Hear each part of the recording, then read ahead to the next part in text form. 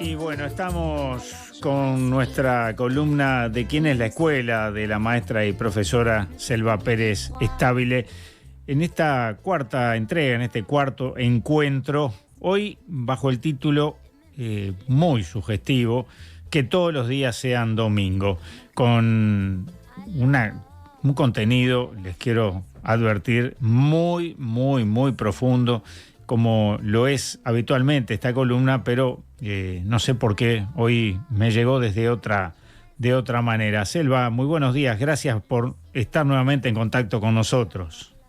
Muy buenos días a esa queridísima y tan exigente audiencia que tienes, Álvaro, y en esta semana que es tan particular.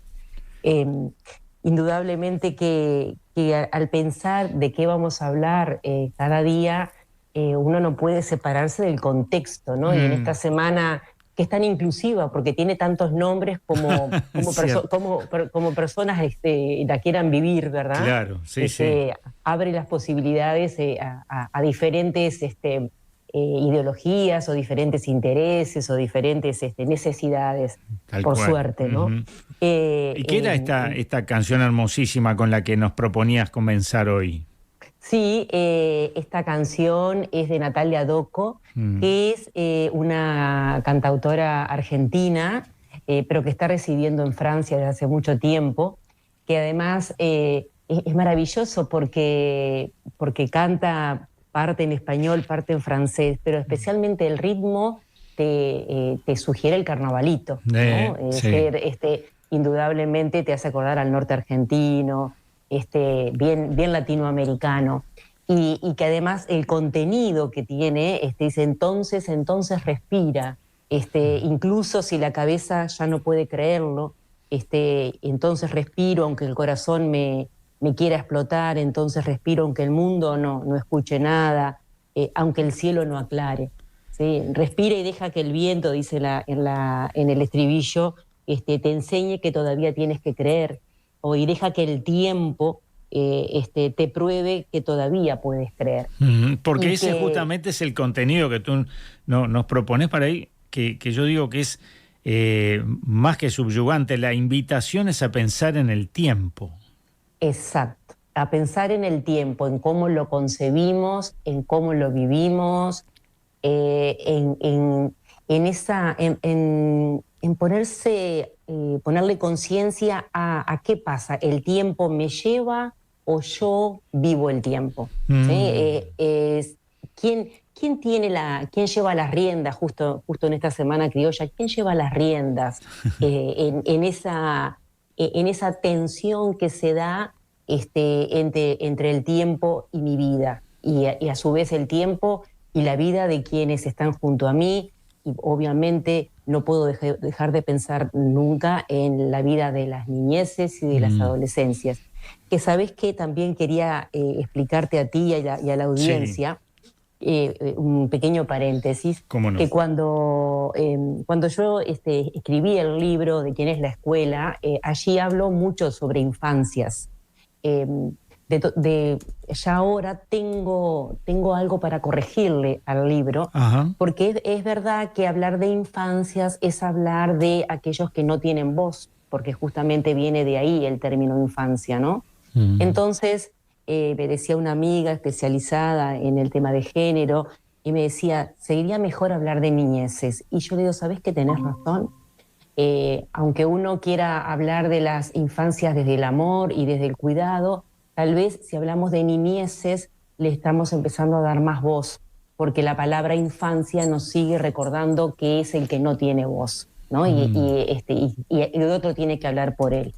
Que en algunos casos vale la pena, pero en este caso, y me parece con esta mirada que le estamos dando a cada vez más, o que queremos invitar a que todos tengan esta mirada de que los niños y las niñas tienen voz y hay que escucharlos y hay que atender lo que ellos dicen, porque nada de lo que dicen es ingenuo, ¿sí? O nada de lo que dicen surge del vacío. Creo que sea mejor hablar de niñeces. Pero ¿por qué traigo el tiempo? Mira, ese título de esta columna, que todos los días sean domingo, no lo dije yo, me lo dijo un niño en la escuela Francia. Mirá qué casualidad, el último día Qué curioso. sí, el último día en el que yo estaba trabajando, ya me despedía para empezar mi licencia y luego jubilarme. Había un grupo de niños en la escuela Francia y entonces, bueno, a mí me presentaron como una maestra que me iba a jubilar, que dejaba el cargo. Y entonces un niño de sexto año me mira, pero así con los ojos muy brillosos, y me dice: entonces, ¿para vos todos los días van a ser domingo? Y a mí me generó una cosa que fue una mezcla de emoción con angustia, porque me puse a pensar, ¿por qué ese niño me habría dicho eso, no? Y en realidad, cuando un niño expresa algo así, de alguna manera habla de su vida también.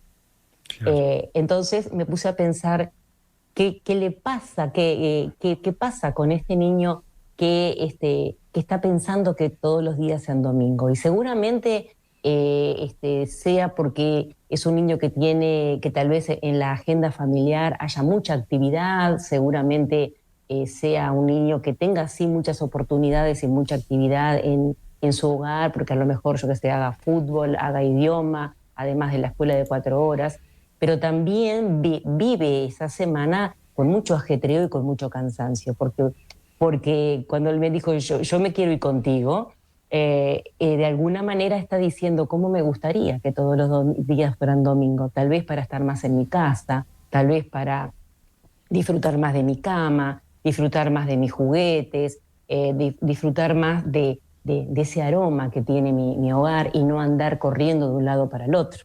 En realidad, yo cuando digo escuchemos a los niños, es decir, ¿por qué te dice lo que te dice? Claro. ¿Y qué puede haber detrás? Y qué tanto yo lo comprendo y qué tanto freno yo mi agenda, qué tanto freno yo mis expectativas en relación a las expectativas que tiene ese niño o esa niña. Y esto tiene mucho que ver con cómo yo vivo el tiempo. Y quiero traer acá una diferenciación de cómo los griegos veían al tiempo, ¿sí? No es nada nuevo esto que voy a poner sobre la mesa, pero me parece que es importante recordarlo, porque cuando hablamos de tiempo podemos hablar del cronos, ¿sí? Podemos hablar del aión o podemos hablar del kairos.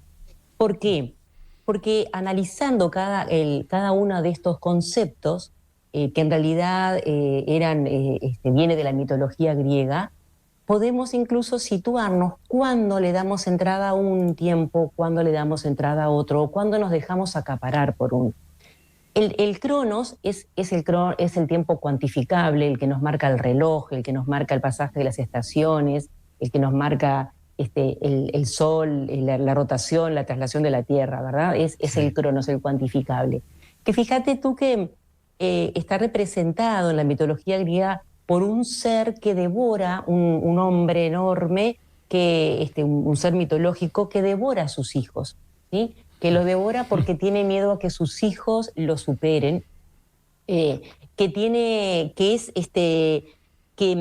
digamos, que es cuantificable, marca el tiempo de una manera irreversible, casi que nos está diciendo: te va quedando menos, te va quedando menos, te va quedando menos tiempo de vida.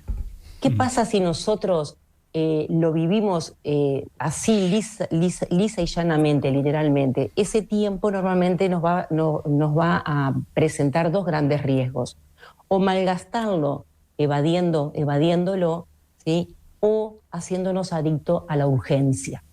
No es que esté mal el tiempo cronológico, pero si de acuerdo como yo lo vivo, puede ser altamente destructivo, ¿sí?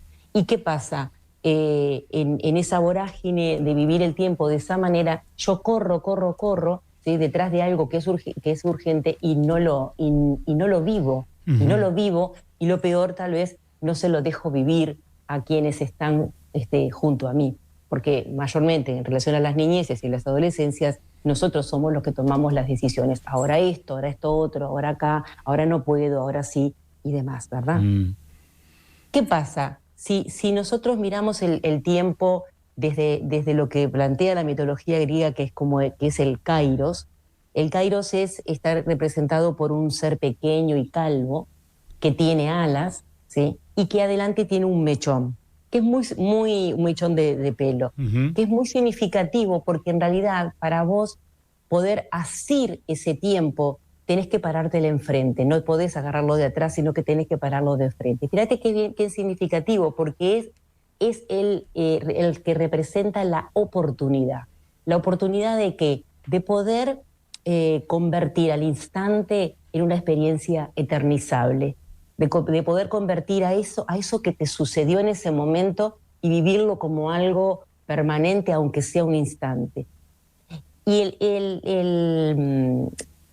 este tiempo de la oportunidad es el tiempo que en educación nosotros decimos es el más maravilloso, es el que vale oro, ¿sí? ¿Por qué? Porque es cuando, o yo lo digo en la educación, pero lo podemos decir en el seno de nuestra familia, con nuestros amigos, cuando vamos al almacén. ¿Por qué? Porque es ese tiempo que te presenta esa oportunidad de hacer una pregunta, esa oportunidad de pensar, esa oportunidad de tomar lo que el otro te dijo, esa oportunidad de darle significado a algo que te sucedió y de tomar una decisión. Es el tiempo que es mucho más subjetivo, y que está cargado de afectividad, pero también cargado de contenido. Y después está el tiempo Ayom, que es el que une, digamos, la sabiduría de la niñez y de la ancianidad. Lo hace uno, y que además dice, te impulsa a la acción siempre que tenga sentido. Mirá qué interesante, te impulsa a la acción siempre que tenga sentido para ti. ¿Sí?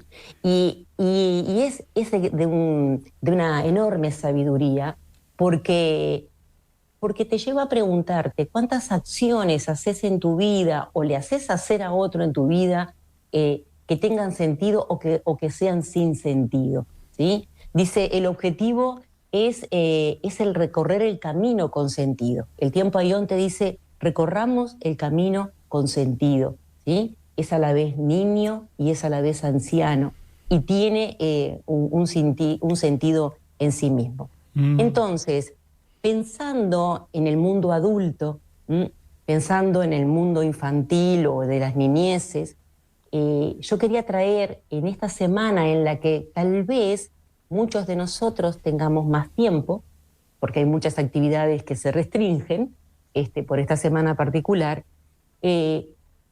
hacer un análisis de cómo vivimos el tiempo, de cómo hacemos esas oportunidades que se nos presentan o cómo las dejamos pasar. Tantas veces nos ha pasado a los docentes de estar trabajando en una clase y que el niño en un momento, o el adolescente, te hace una acotación en relación al tema que estás trabajando, y muchas veces nosotros le decimos, sí, bueno, eso lo vamos a trabajar después. Sí, eso después, ¿sí? El después. Es decir, es esa cuestión de desviar, de decirle, sí, todo bien, pero eso después, ¿no? Y tal vez porque estamos demasiado cegados o sesgados con lo que queríamos hacer en ese momento, no nos paramos delante de Kairos y no agarramos el mechón. Y después que Kairos pasó, el mechón, como va adelante, no lo puedes agarrar, claro. ¿Verdad? Y a ti como comunicador también te pasará de estar conversando con alguien y de repente surge la oportunidad, ¿sí? Surge la oportunidad de esa pregunta que justamente era necesaria. Pero ¿por qué la puedo tomar?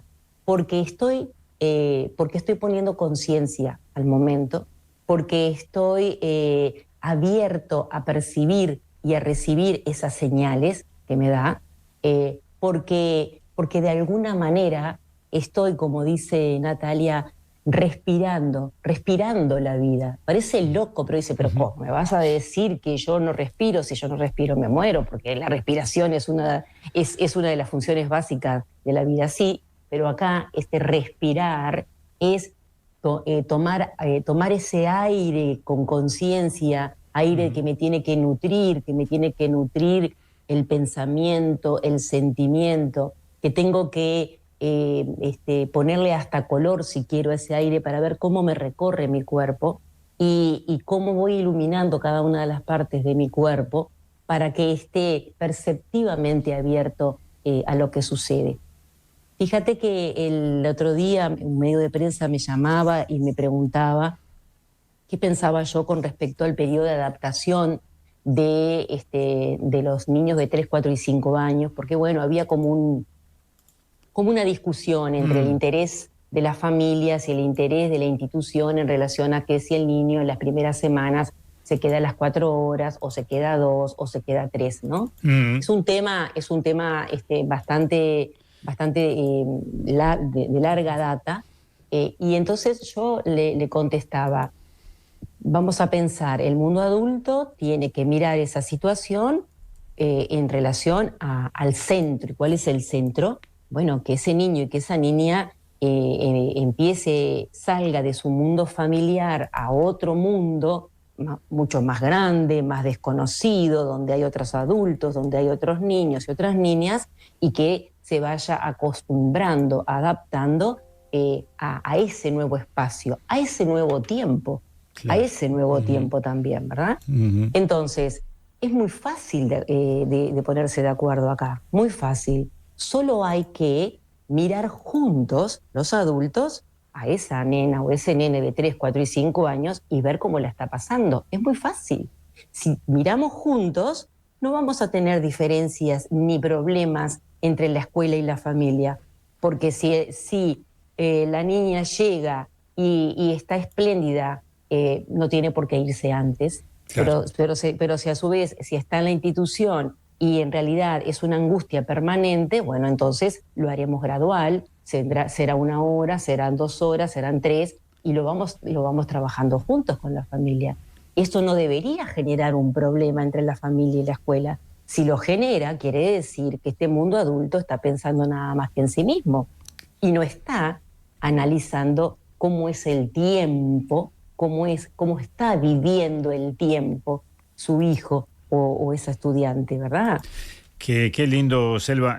Allí te lo voy a sintetizar para despedirnos con un mensaje que dice: qué placer escuchar a Selva, porque en sus palabras, además de decir muchas cosas, transmite sentimientos, combina las dos cosas y te deja pensando. También yo quedo pensando acá, ¿no? Cuando tú decías, por ejemplo, el tiempo con sentido y el tiempo con sentido, ¿no?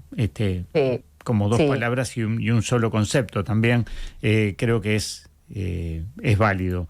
Así que, bueno, con ese mensaje de la audiencia, de Andrea en este caso, te digo muchas gracias. Nos vamos a quedar escuchando el tema un poquito más y nos reencontramos en 15 días, Selva.